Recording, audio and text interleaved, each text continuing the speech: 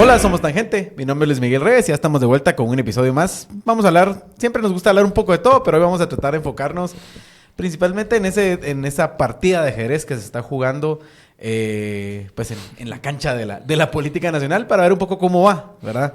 Creo que acontecimientos recientes, pues de nuevo, ponen en el foco sobre el Ministerio Público y sus constantes ataques a la institucionalidad del país. Y a la presidencia de Bernardo Arévalo. Así que para analizar un poco esto, pues ya les voy a presentar a quienes están conmigo. Ya está por aquí don Daniel Toreo. ¿Cómo está? Muy bien, gracias. Bienvenido. Muchas gracias por la invitación y saludos a su público. Gracias. Y Edgar Ortiz. Edgar, ¿cómo estás? Bien, contento de estar aquí con Leonel y contigo. Qué bueno, gracias. Bueno, si quieren arranquemos ya el análisis para pues platicar un poco los últimos acontecimientos. Tal vez dando ahí un poco, Edgar, contanos estas últimas acciones... no sé si decirles legales, ¿verdad? Legales entre comillas, y estas acciones ilegales, digamos, del Ministerio Público, pero que, digamos, son parte de un proceso que venimos viendo desde el año pasado de ataque a la institucionalidad, digo yo, pero en realidad, digamos, enfocada principalmente en el gobierno de Bernardo Arévalo desde el año pasado, pero tal vez los últimos acontecimientos que vos los tenés ahí, digamos, frescos. Bueno, yo creo que para poner tal vez un poco el contexto en la plática, pero creo que vamos a entrar más a fondo. Yo diría que desde el último año, cuando empiezan los ataques directamente al partido del presidente, que es oficialmente el 12 de julio de 2023, con la suspensión del partido, con la intentona de que no vaya a segunda vuelta, luego eso escala a la intentona de que no tome posesión.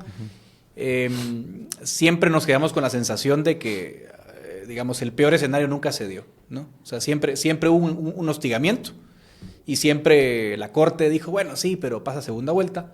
Luego la Corte dijo, sí, pero toma posesión, aunque tampoco con muchas garantías, pero más o menos fueron empujando la transición hasta donde estamos hoy. Y el 14 de enero la agenda se convirtió entonces bueno, ahora está sentado en la presidencia, ¿cómo lo sacamos? Eso es lo claro. Ahora, la forma legal que están usando yo diría que más que estudiar derecho, tenemos que estudiar a Chomsky y la manipulación del lenguaje, porque lo que estamos viendo es cómo revestir de supuesta legalidad un conflicto político espurio, si lo quieren llamar, o cualquier otro calificativo es bienvenido. Entonces usamos el sistema legal como supuesta excusa para ganar legitimidad, ¿no? Y la última excusa es, bueno, que los ataques, entre comillas, del presidente a la fiscalía constituyen delito. Constituyen supuestamente una desobediencia, es lo que argumenta la fiscalía, a un amparo que gana la fiscal el 7 de mayo. Y me retrocedo al 7 de mayo. El 7 de mayo, después de que el presidente marcha al Congreso con su iniciativa de ley para cambiar la ley del MP, la fiscalía presentó un amparo, la CC ampara a la fiscal, y esto tal vez es importante para entenderlo en contexto, ¿no? La CC otorga un amparo en términos súper amplios. Bueno, respete la independencia del MP, respete su parte financiera y respete el acceso a las instalaciones. ¿Qué dice la ley de amparo? Que si un funcionario incumple una orden del tribunal de amparo, eso da lugar a una remoción cuando son funcionarios nombrados o designados, o a una responsabilidad penal cuando son de elección popular. Y esa es la justificación del Ministerio Público para atacar al presidente. Pero como digo, de fondo, sabemos que el gran tema es esa manipulación del lenguaje para montar este caso y subirle, diría yo, las tensiones al conflicto, porque ya por primera vez llegamos al punto en el que el MP imputa al presidente. O sea, dice, usted es responsable por un delito. Ya empieza, digamos, esa operación de tratar de sacarlo del puesto. Piedrasanta.com es el espacio en donde ustedes pueden encontrar todo el catálogo de librerías Piedrasanta. Recuerden que si tienen pues ganas de leer o si tienen necesidad de leer porque pues tienen algún proyecto en la universidad o de repente quieren aprender un poco más de estos temas que hablamos aquí un poco a veces, política, economía, historia de Guatemala, que es un tema muy interesante que se trata aquí en Tangente, pues recuerden que Librerías Piedrasanta tiene para ustedes un gran catálogo de libros que les puede permitir pues a tratar de ampliar ese acervo cultural que ustedes quieren tener. Así que visiten piedrasanta.com, pueden comprar en línea o también a través de sus redes sociales y se los llevan a sus casas. No tienen ni necesidad de ir a la tienda, pero si quieren ir a la tienda, pues también Librerías Piedrasanta tiene ese espacio físico disponible para que ustedes lleguen a hojear los libros y a llevárselos. Así que visiten piedrasanta.com o visiten las tiendas de Piedrasanta. Tal vez antes de darle la palabra al ingeniero Toreo, Edgar, hay otra parte que es el MP pide que se certifique lo conducente en contra del presidente Arévalo. Tal vez si nos explicas esta parte. Y también pide que se remueva a 4 funcionarios del actual gobierno, 2 ministros y 2 secretarios, si no estoy mal. ¿Qué hay detrás de eso? No, eso es esto. Mira, pues, parte del... Son 2 movidas en una. Por eso digo, a ver, la ley de amparo dice, si desobedece usted una orden del Tribunal de Amparo, eso puede dar lugar a la remoción de un funcionario. La única vez que yo recuerde que eso pasó fue con Bienvenido Argueta en 2010. Sí. Luis Montenegro, fiscalizando, le dijo, deme la cédula de vecindad de los beneficiarios del programa Mi Familia Progresa. No los dio, el Tribunal de Amparo le obligó a darlos, no cumplió, va destituido. ¿Sí? Eso es lo que está ella tratando de aplicar en este mismo caso. Lo que pasa es que el argumento es un poco más debatible. Bueno, no, es mucho más ultra debatible, pues, porque dice, no, me atacaron. Y las pruebas son tweets. Eso no es pruebas. Y segundo, dice que se certificará lo conducente. Eso significa se tomará nota, pues, lo hacen en lenguaje simple, de que alguien ha desobedecido y que ha podido incurrir en un delito. Esa es la justificación que están usando. Ingeniero Torello, hace unos meses ya, el presidente Arévalo decía que estaba jugando una partida de ajedrez con el tema, refiriéndose principalmente al tema con la fiscal general. Vemos a estas alturas que las probabilidades de que logre removerla son bajas, ¿verdad? Ya digamos, hemos llegado al punto en el que ella tiene que seguir acumulando este tipo de violaciones, este tipo de delitos, por decirlo de otra forma, para que la pita se rompa, pero parece que no se está rompiendo, parece que no se termina de tensar. No sé cómo lo mira usted. Bueno, yo veo que en un contexto histórico, lo que tenemos aquí es una reafirmación del régimen de democracia de fachada en el que vivimos y el cual, de alguna manera, ha recurrido siempre a una fórmula en la que para poder imponer la voluntad de la minoría que dirige al país sobre la mayoría, se recurre a agentes o a bandas de rufianes, históricamente, que les hacen el trabajo sucio a quienes están detrás de este proceso de represión de la voluntad mayoritaria y de esa manera mantienen, sobre todo en las últimas décadas, una apariencia de democracia formal, pero en el fondo lo que están haciendo es exitosamente impedir que la agenda que quiere la mayoría que avance nunca avanza. En este momento, pues realmente vivimos una peculiar coyuntura histórica en el que de manera casi milagrosa el pueblo guatemalteco logró remontar las trampas que el sistema le ponía en la elección del presidente, es decir, en la toma del organismo ejecutivo. Pero todas las trampas estructurales que tiene el régimen mantuvieron la hegemonía de estos grupos espurios en el Congreso, que es quien hace las reglas del juego, y en las Cortes, que de alguna manera son fundamentalmente colocados por el Congreso.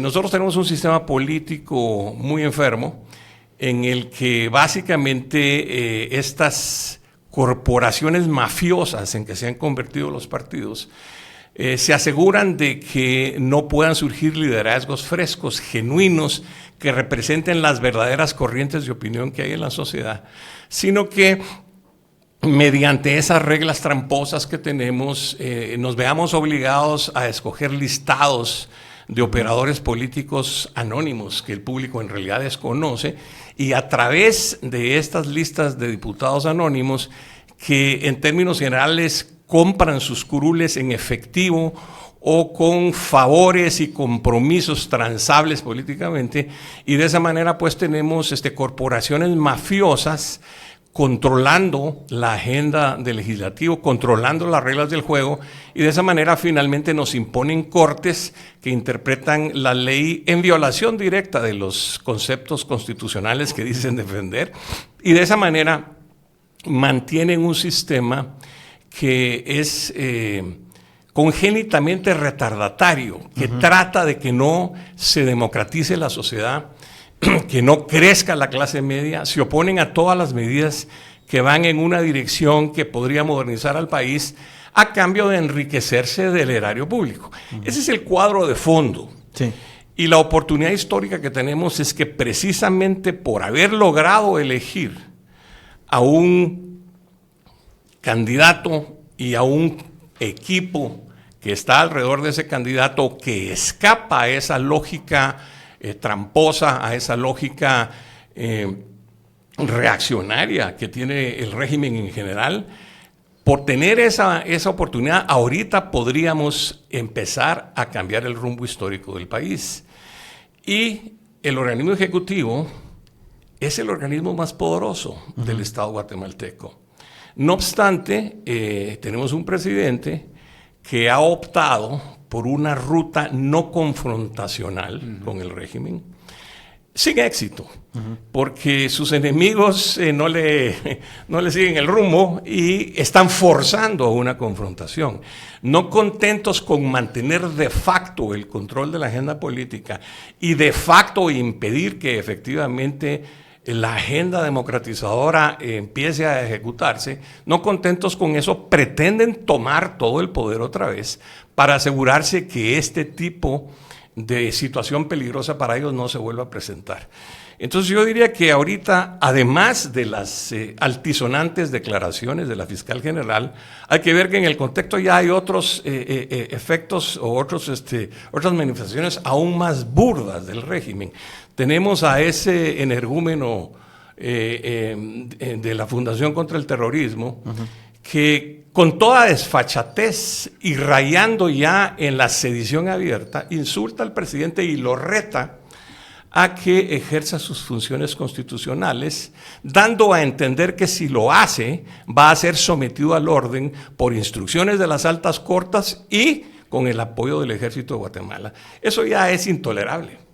Entonces, yo pienso que están orillando al presidente a salirse de su ruta conciliatoria y que consiguientemente el presidente debe reevaluar la estrategia que ha venido tomando hasta este momento, tomando en cuenta que pese a todas las circunstancias que ya son menos favorables que antes, por ejemplo, el entorno internacional, el propio fervor cívico de la población, aún con esas limitaciones, sigue siendo un presidente que cuenta esencialmente con el apoyo de la mayoría de la población, sobre todo si se da el caso de un enfrentamiento, y además tiene también el apoyo todavía de una comunidad internacional que no ha sido envenenada con el efecto que podría darse si queda Donald Trump en la Casa Blanca.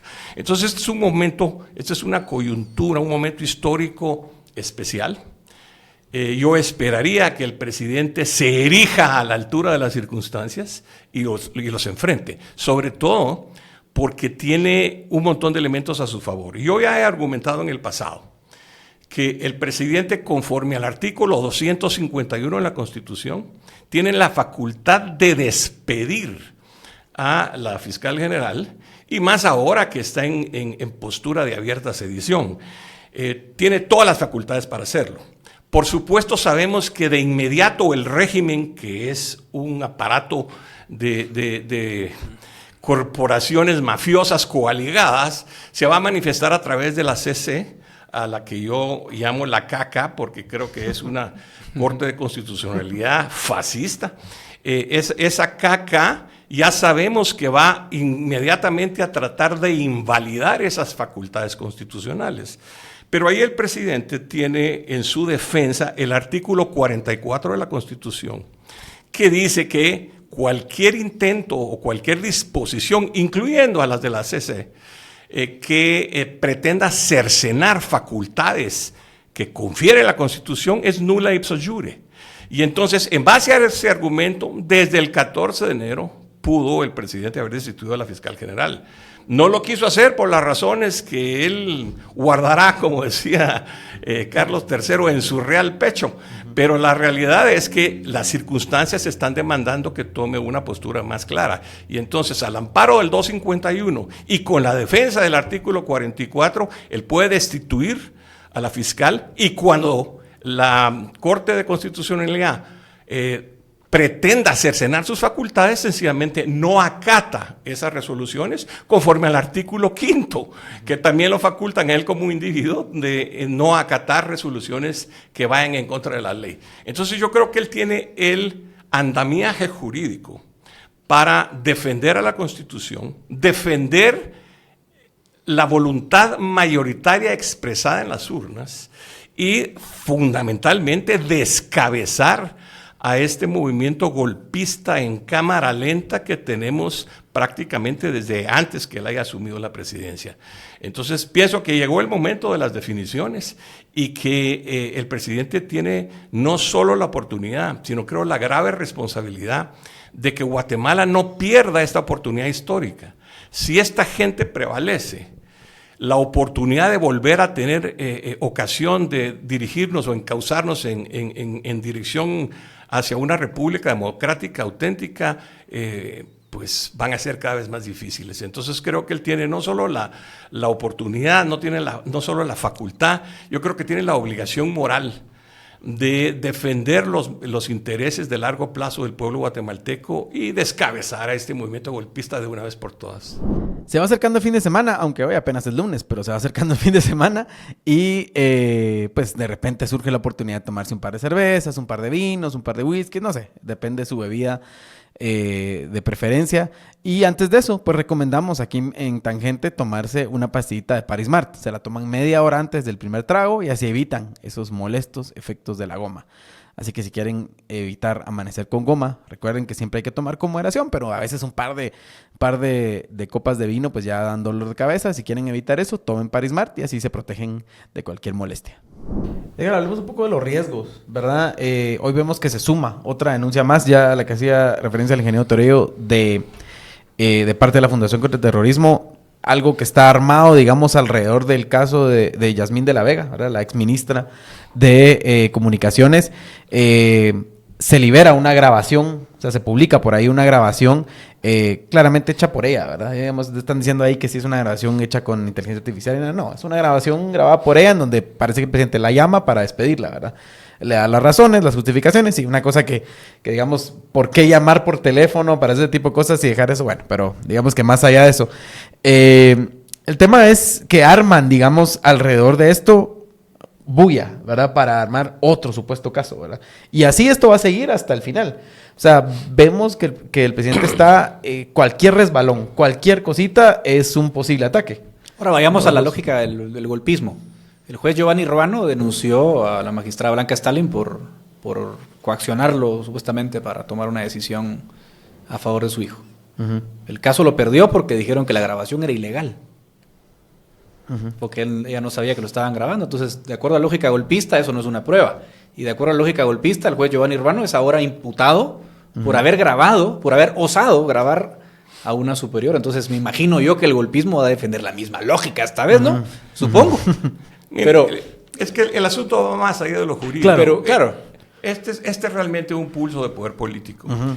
Y lo que hay que tener claro es que los golpistas y en general lo que el pueblo llama el pacto de corruptos es una coalición que se ha insertado en las estructuras de poder del Estado y por eso aparentan ser más poderosos de lo que son. Claro. Pero son un grupúsculo de gente de mente retrógrada, atrasada, simplista, que no tienen popularidad, no tienen ningún carisma y que deben ser enfrentados como lo que son.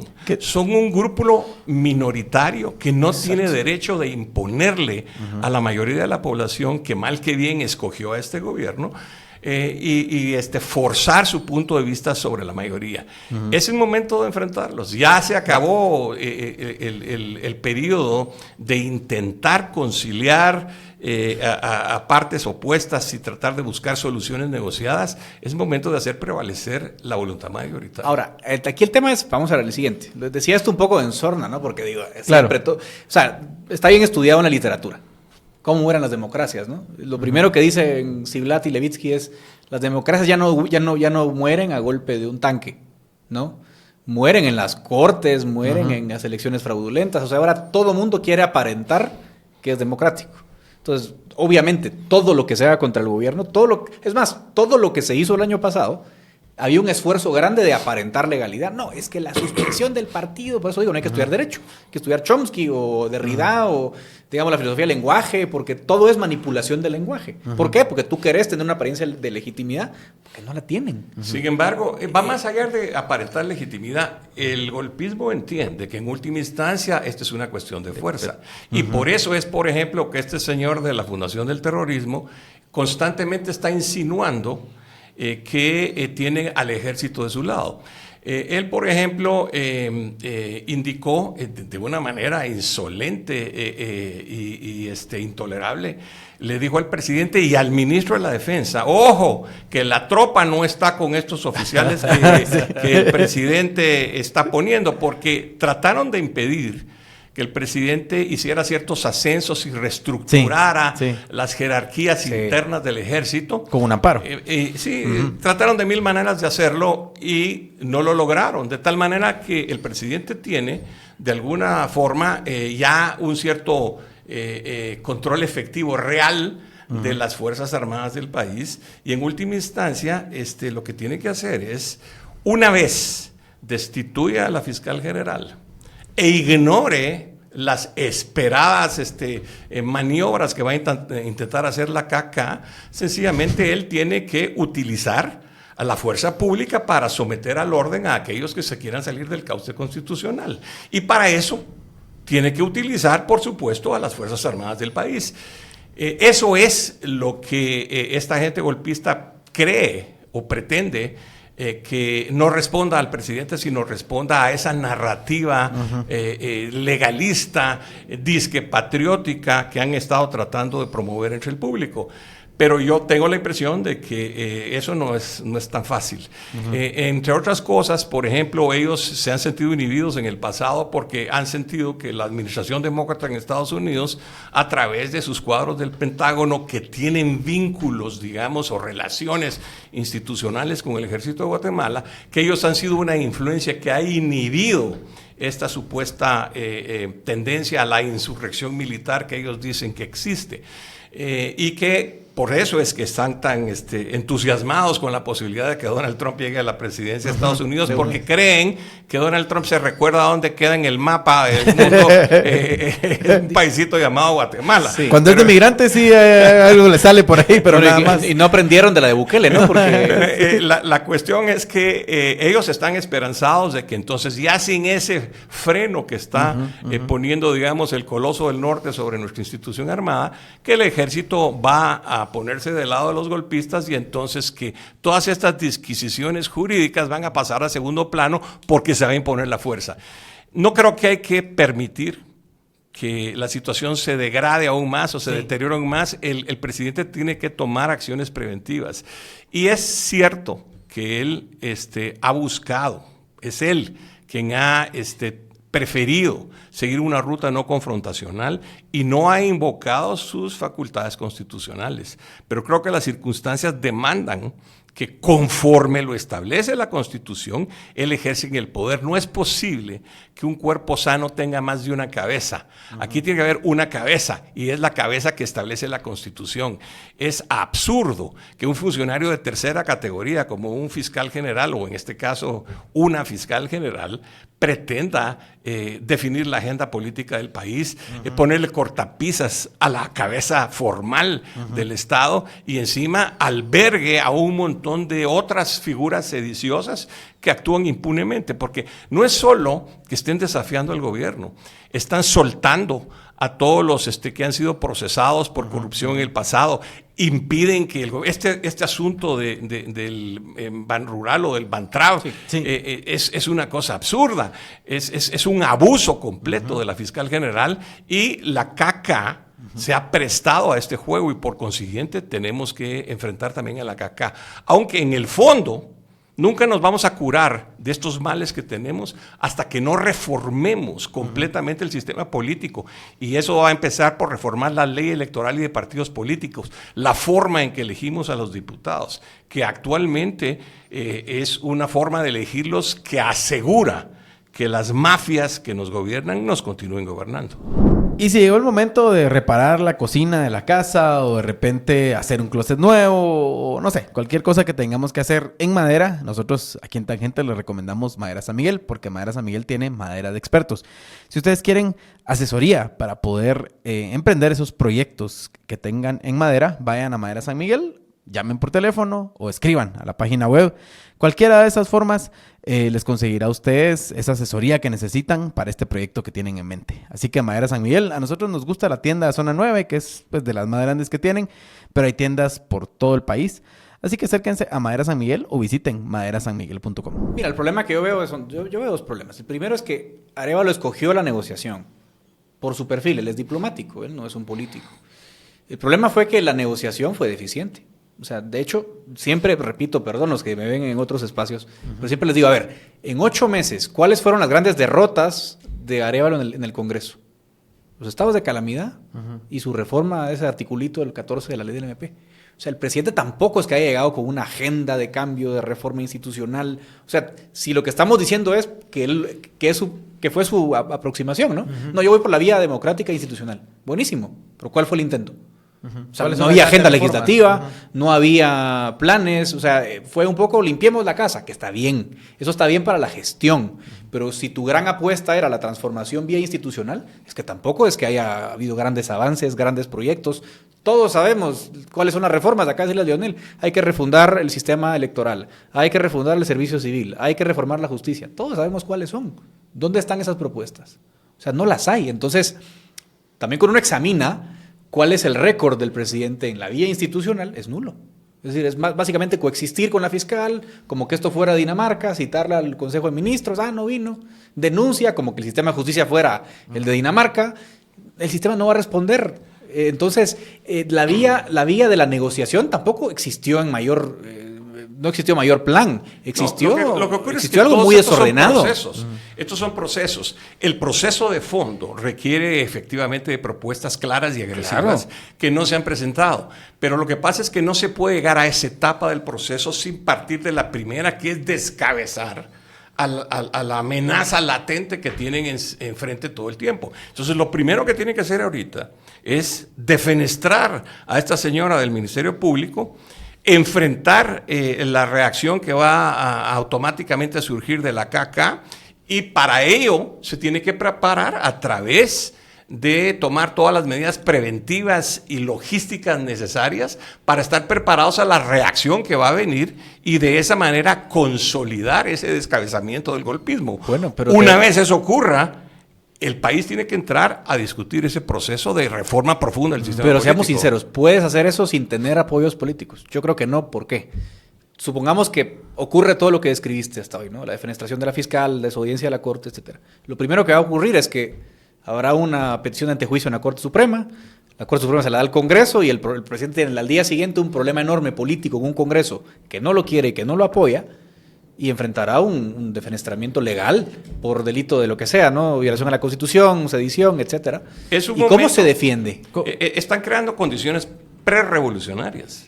El presidente tiene que recurrir a su electorado y tiene que empezar a masificar y a instrumentalizar una oposición mayoritaria que está ahí, pero que no tiene canal de expresión.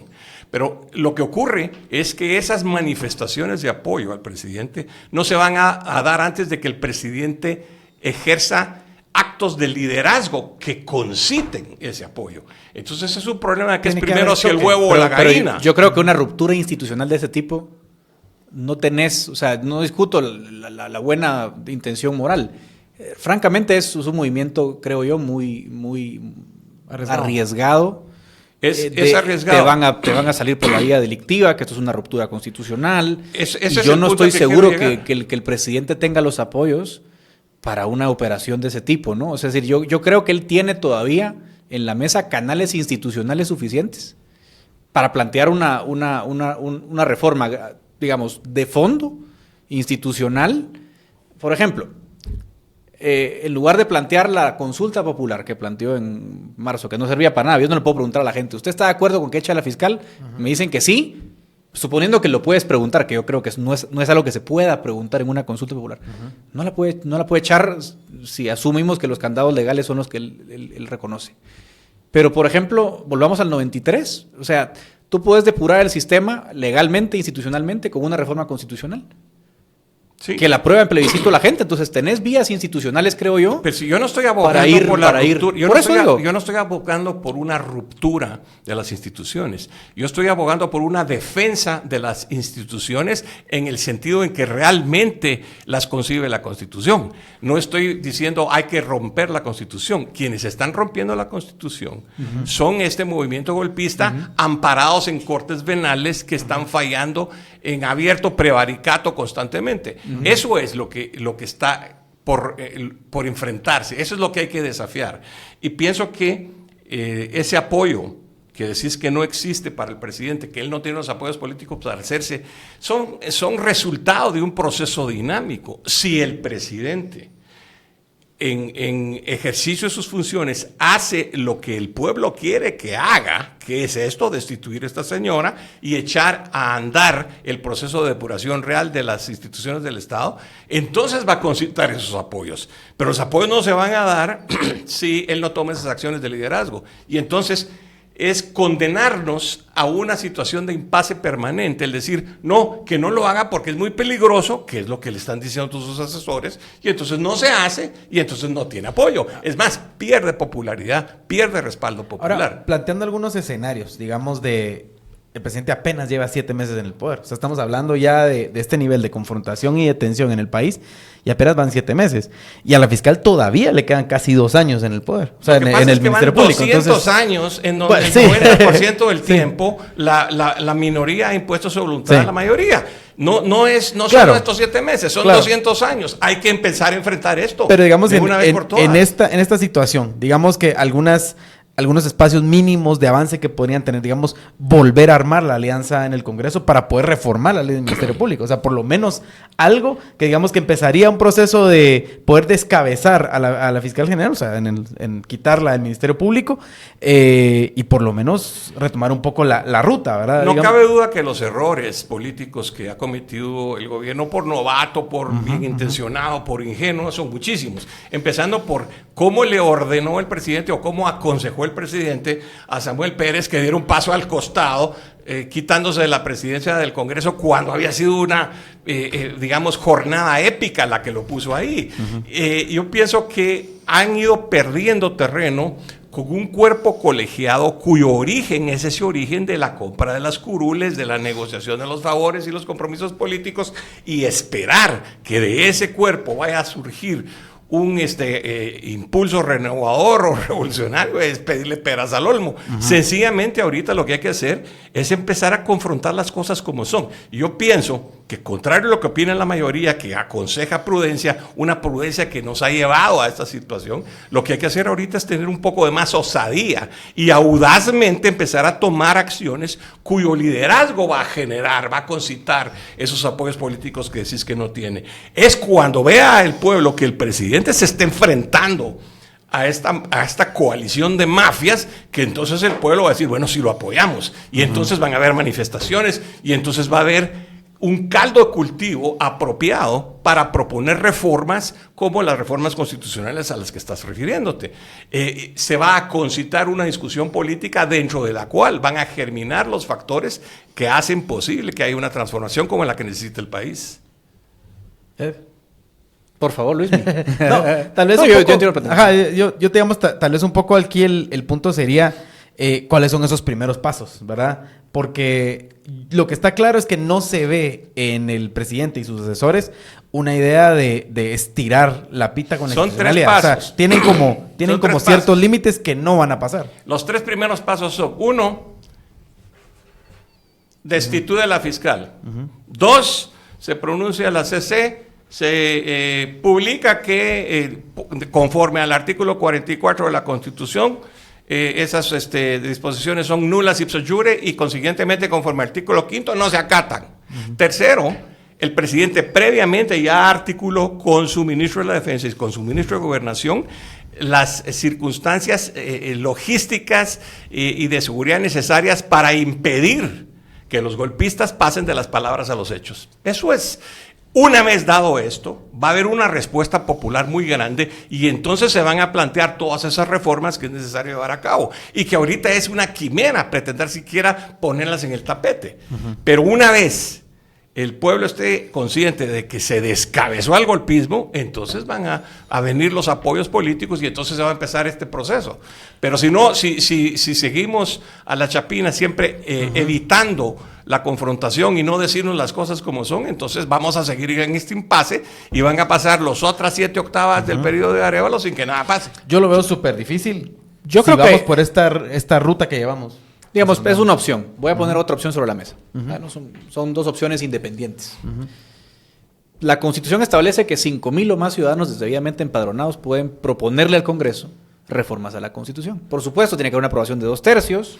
Y por último, hay que recordar que las reformas constitucionales se aprueban en consulta popular. Yo creo que debería surgir una iniciativa ciudadana, porque yo veo al presidente en otra tracción, en otra posición, jugando, digamos, un poco al día a día, tal. No lo veo liderando un cambio profundo. Pero, por ejemplo, yo digo, una reforma constitucional que proponga una transición de limpiar justicia, de limpiar, todo el sistema de justicia, eso incluye fiscalía, cortes, etcétera. Que proponga cambios de las bases electorales que están en la Constitución misma, que no nos permiten, por ejemplo, pasar a subdistritos, etcétera, ¿no? Podría ser una salida institucional perfectamente pensable, ¿verdad? Entonces vas primero a la reforma constitucional, por lo menos la planteas y dejas las bases sentadas en el Congreso para que se discuta la ruta de salida. Estamos viviendo hoy, por ejemplo, comisiones de postulación y llevamos una semana o más sin que se pongan de acuerdo con la sede. Esa es el deterioro más de que es imposible. Los que tienen que reformar la Constitución están en contra de su reforma, claro, porque los afecta en sus intereses pecuniarios. Pero hay que ponerles el balón a ellos en la cancha. El asunto es que, así como tú decís, que no hay apoyos políticos para que el presidente adopte una ruta más audaz. Yo pienso que esta ruta de la reforma constitucional con 5,000 ciudadanos es otra quimera que va a correr la misma suerte que corrió la propuesta del presidente cuando caminó al Congreso a decirles que le reformen la ley del Ministerio Público. Sí, no tiene ningún futuro. Aquí el único futuro es que alguien asume el liderazgo para hacer la confrontación que es necesaria hacer. Y quien está llamado por la historia a liderar ese movimiento es el presidente de la República. Si el presidente de la República no asume ese liderazgo, no hay quien lo pueda asumir en este momento. Y vamos a continuar en un proceso de deterioro que se puede agudizar más conforme las circunstancias del entorno internacional también se agraven. Se nos fue volando el tiempo, pero tal vez lo que me gustaría abordar es qué pasa si no se toma ninguna ruta, ¿verdad? Porque ese es un poco, digamos que seguimos en esta parsimonia en la que tenemos ahorita, el presidente, digamos, apagando fuegos, porque eso es lo que están, que la carretera aquí, que el hoyo no sé dónde. Va a seguir pasando lo que ya está pasando. Vamos a tener un gobierno castrado que no puede hacer nada. Es un gobierno que lo tienen contra las cuerdas, contra la pared, no puede hacer nada. Y además, al no poder hacer nada, se vuelve más creíble la patraña, el mito de que es el peor gobierno de la historia porque no hace nada. Pero no hace nada porque no le dejan hacer nada. Pero una vez él rompa el nudo gordiano, que es enfrentando al sistema, desafiándolo abiertamente a sabiendas de que va a haber una confrontación en donde él con sus actos de liderazgo va a poder concitar el apoyo del pueblo, entonces va a haber cambios. Y si no, vamos a seguir las otras 7 octavas partes de esta administración en esta situación gallo-gallina en que el gobierno no gobierna, y como no gobierna se desacredita más, y entonces en las siguientes elecciones esta coalición de mafias se va a asegurar de conservar no solo los poderes legislativo y judicial, sino además tomar el ejecutivo de nuevo para no soltarlo jamás. ¿Vos qué es el escenario? No cambio nada del deterioro que va a haber, es lo mismo. El día de la marmota, ¿no? Todos los días son lo mismo. El desgaste, no se puede hacer nada. Pero vamos a ver, hay algo que sí es importante recordarle al golpismo. A ver, en 2023 tenían todo el control, descalificaron candidatos opositores, financiaron, la campaña oficial fue una obscenidad lo que gastaron en campaña y perdieron. O sea, también no son populares. Ellos no los quiere nadie, no los quieren ni en su casa, ni sus familiares, ni sus amigos, hablan mal de ellos, te hablan a ti, te van a contar, mira, te cuentan las maldades que hacen ellos porque ni siquiera sus amigos los quieren. O sea, son absolutamente impopulares y lo que no entienden, en el fondo, independientemente de lo que pase, porque esto ya veremos qué hace el presidente, qué no hace.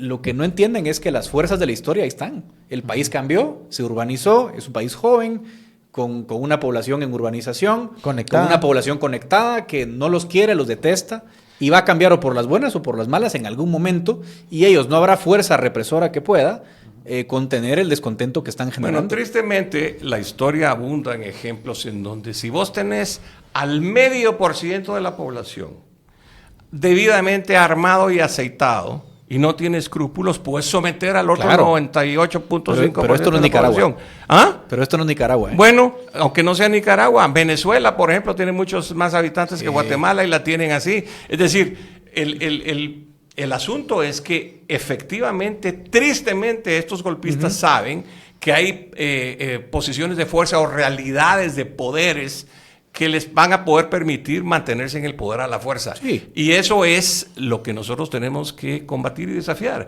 Este es el momento en que se rompa ese esquema y que se diga, no, hasta aquí.